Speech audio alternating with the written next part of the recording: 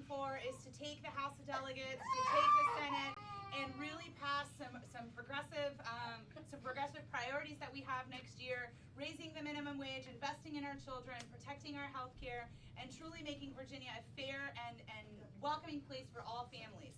So thank you so much for your work. Thank you so much for your investment, your time, your money, and for bringing out your friends and making sure that everybody's going to vote so that we can get this done next year. Josh, all right. Take it over. Well, we're so glad to have you guys here. Thank you so much. Even in the rain, you guys came out, which really means you are really, really concerned about flipping the House of Delegates. Yes. Yes. Yes. We are concerned about making sure we're electing pro-education legislators. All right. Yeah. And we're just super excited. The momentum is already on our side. Look, we have to let you know that Jess Frost and I went to church this morning. And so because I'm a preacher, I cannot let y'all live here without giving you a little mini sermon. And I just want to let you know what we're looking at. Isaiah chapter 10 verse 1 says, "Woe to you who legislate evil and target the poor and the widows." And so we're looking at everything that's going on right now. If we look at who they're targeting, they're legislating all these people, legislating all these ideas that are attacking our marginalized people.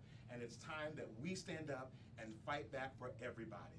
If we need to have a voice at the table, the only way we're going to get there is by fighting our way in and make sure we have a seat at the table. Congresswoman, not Ayanna Pressley, Shirley Chisholm said, if you go to the table and there's no seat, bring a folding chair and you make your way there. And that's what we're doing with this election. So I'm super excited. All the way from Texas, we have just an awesome guy who ran an awesome campaign all the way down there in Texas. He thought it not robbery to come back to Fredericksburg. Listen, y'all, he's been here to Fredericksburg twice. And so we're super excited to have Beto work with us today. Y'all help me welcome Beto work to Fredericksburg.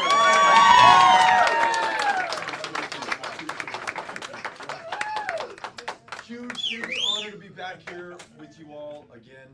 I can only imagine what it would feel like if there were only 16 days left in my race. So this has got to be a good feeling. You all are right at the end, and you're here with the best possible team. As you mentioned, it's raining outside.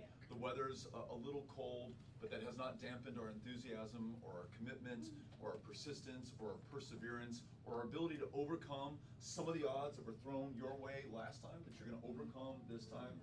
The odds as a first-time candidate, a Democrat running in what was thought to be a safe Republican district, blowing those odds away with the people who make this campaign possible. And I'll tell you from my experience, both in the campaign we're running now, in the campaign we ran in Texas last year, in our successful Against the Odds campaign for Congress, for City Council, the first time I ever ran for office, going door to door, asking people to come out, to put their vote and their voice on the line for this community, for this Commonwealth, for this country. That makes all the difference in the world. More powerful than any TV ad, anything that you could read on Facebook, any tweet that is sent out is a human-to-human connection at somebody's door.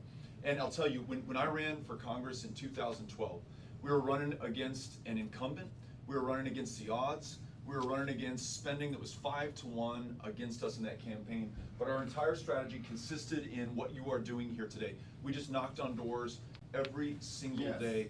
I knocked on 16,000 doors over the course of that campaign. And towards the end, I knew this was working because I was walking into a diner on a Monday morning, maybe a month out from the election. This guy says, "Are you Beto O'Rourke?" I said, "I am." He said, "Well, last Thursday you knocked on my grandmother's door. And she invited you in. She told you about her daughter who's a school teacher, who's working 2 or 3 jobs just to make ends meet because we don't pay school teachers enough. And you listened to her and you said that you were going to fight for her. She told you about her grandson who's in the Marines. She's so proud of him. You listened to that story. Well, we all came to her house Sunday after you visited her on Thursday, all 32 of my cousins and I. And she made us menudo, and then she also made each one of us commit to vote for you. So she's like, this guy said, "Beto, I don't know who you are. Never met you before, never heard of you before, but knocking on my grandmother's door really worked, and now all 32 of us are voting for you in this next election." That kind of connection that you're making right now, that you made every single day in this campaign, that's what is going to win it at the end of the day. And no pressure, but the rest of us in the United States of America are counting on you, because this election on the 5th of November is the preview for what's going to happen in November of 2020. And so we've got to come through as strong as possible. That's why we're here. That's why I brought my raincoat. We're going to knock on some doors with you and make sure that we cover up this nice jacket so that and we're in this not just for these two extraordinary candidates, not just for the people here in this room or those who live in Virginia, but for this country. It's really that important at this moment. So thank you all for doing this. We're here with you each and every day. Thank you all. Thank you. Yeah, that's it. That's a lot. I appreciate it.